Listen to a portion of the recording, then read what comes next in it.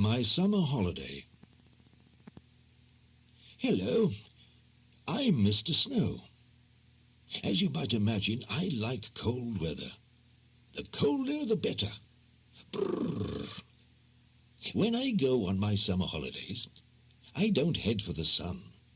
Oh no, not me. I like to go to places where there's lots and lots of snow. Like last year, when I visited the North Pole. There's nothing like lying on a snowy beach next to a frozen sea. Wouldn't you agree? Well, that was last year. This year, I went to stay with Mr. Sneeze, who, as you may or may not know, lives in a place called Shivertown. Sounds like my sort of town, doesn't it? When I got off the plane at Shivertown Airport, I heard a loud noise. Tissue! There it was again. Mr. Sneeze had come to meet me. Hello, Mr. Tissue, Snow, said Mr. Sneeze. We walked through Shivertown to Mr. Sneeze's house. Along the way, we met Mrs. Pod, the greengrocer. Good morning, Mrs. Pod, said Mr. Sneeze. No, it isn't, snapped Mrs. Pod, with a face as long as a wet weekend. Then we met Mr. Parcel, the postman.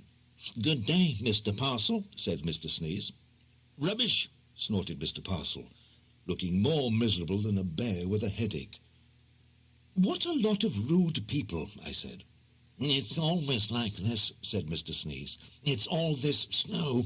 It makes everyone unhappy. This, of course, sounded like a lot of nonsense to me, but then I do like snow. Hello, Mrs. Fix-It, said Mr. Sneeze to the Shivertown plumber. She's a very busy woman. She mumbled miserably, and trudged off through the snow. It was then that I decided that something had to be done to cheer everybody up. And lying in bed that night, I had an idea. Actually, I had plenty of time to think of one.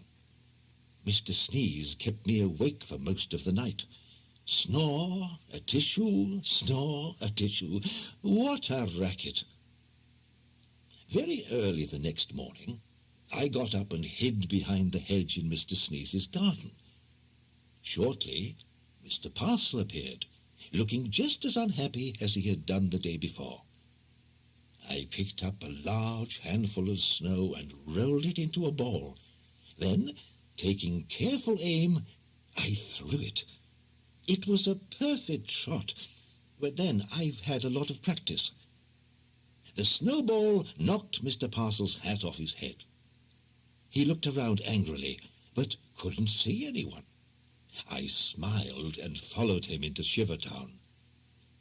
Mrs. Pod was opening her shop. She looked even more miserable than the day before, if that was possible. As Mr. Parcel walked past her, I threw another snowball and knocked off Mr. Parcel's hat again. "Who was that?" he said. "Not me," said Mrs. Pod. I was sure that I had seen just the smallest glimmer of a smile at the corners of her mouth.